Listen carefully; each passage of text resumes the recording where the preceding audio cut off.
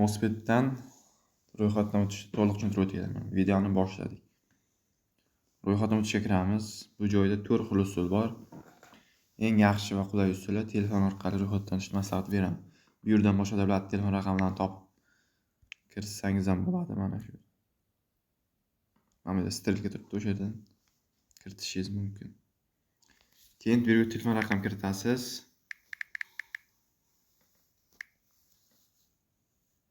Bu yerga keyin valyutani tanlaysiz. Hozir summa turibdi, dollar, yevro, rubl, valyuta pul. Keyin bonusni kazino uchun yoki sport uchun ikkalasini tanlab birini tanlaysiz yoki rad etishsangiz ham bo'ladi, bonus kerak bo'lmasa. Kazinoni tanlaymiz. Katta harflar bilan BONUS 0026. Qo'llash degan yozib bosamiz va bu yerda promokod qo'llanilgan deb chiqadi yozib. Mashina chiqsa qo'llanilgan bo'ladi. Keyin sizga 100% bonus beradi promokod kiritsangiz. Ro'yxatdan o'tish tugmasini bosamiz keyin.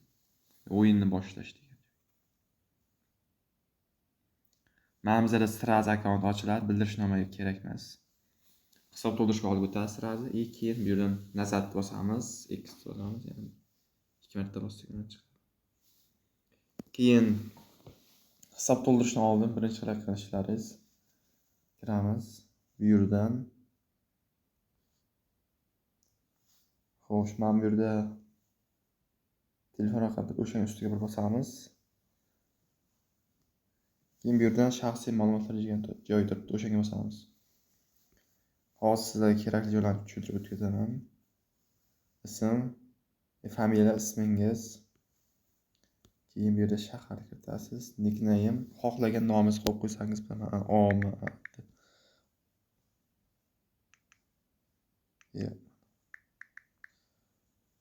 Masalan, sizlar raqam qo'yib qo'ysangiz bo'ladi shunday. Tug'ilgan sanani kiritasiz, mana bu yerdan topib kiritishlaringiz mumkin. OK deb bosamiz, mana kiritildi. Hujjat raqami, pasportni bu tomonda 14 ta raqam bor. G-share deyiladi, kimda kim bilmasa.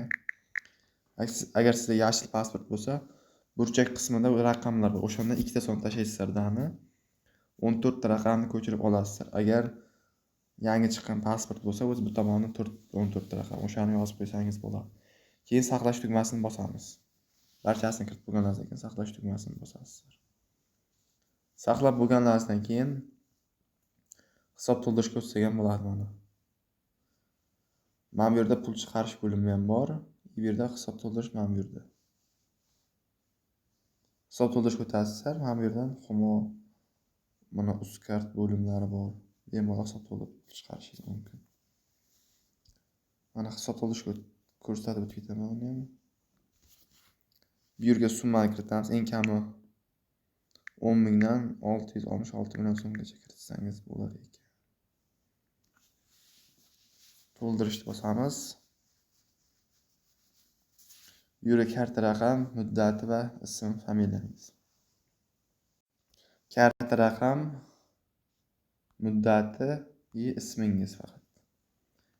Keyin to'lash degan yozib bosamiz. Mana ozgina kuting deyapti.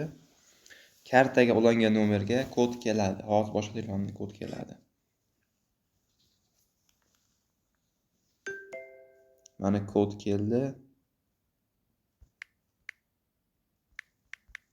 Va yuborishni bosamiz. Hisobimizga sirazi pul tushadi. Davom etishga bosamiz. Mana hisobimizga pul tushdi. 10 ming so'm. Pul chiqarishga keladigan bo'lsak, chiqarishga bosamiz. To'lovga buyurtma berish uchun siz profilingizni to'ldirish. Shaxsiy ma'lumotlarni to'liq to'ldirishim kerak ekan, pul chiqarish uchun. Pul chiqarish ham qiyin emas, karta raqam, muddatni kiritib tasdiqlaysiz. Pulingiz tushadi.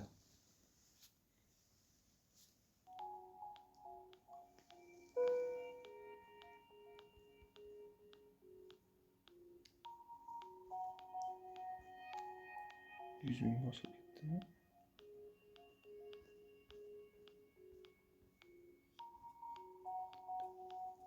Bu yerda avtogarov bor.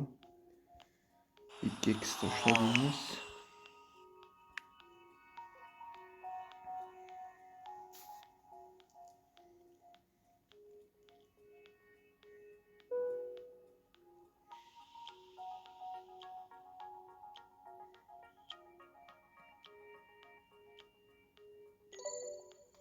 Mana o'zi 2x avtomatik ushlaydi.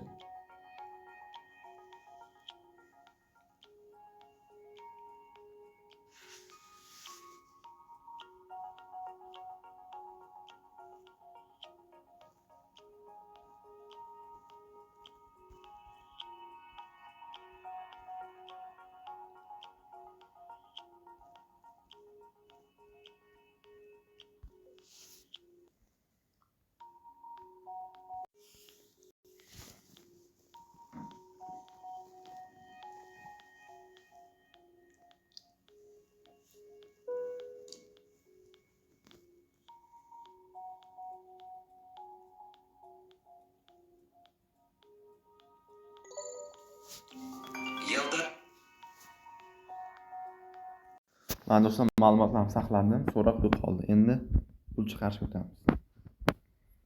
Bu yerdan xumor qali to'ldirgan edik. Endi xumor qali chiqaramiz. Minimal 50 ming deyapti, yana 10 ming yetishmayapti. Hozir balansimizda 40 ming bor. Hozir yana 10 ming yutamiz, chiqarib ko'rsataman. Mana tikildi 10 ming.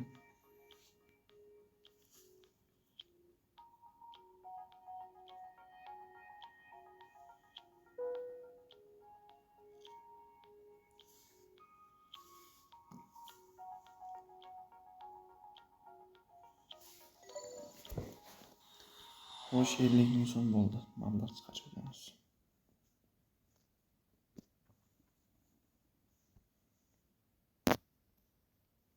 Karta raqam xuddi shunday aytganimdek. Mana karta raqam, oyi va yili muddatida shu. Bosamiz. Mana do'stlar, 50 ming so'm ko'rib chiqilmoqda deyapti uzog'i. 10-15 mingda tushadi karta. Xo'sh, kimga programmasi kerak bo'lsa, Telegram kanalida topish mumkin. Telegram kanal manzili mana bu yerda hozir ekranda. Mana buni qoldiramiz manzilni.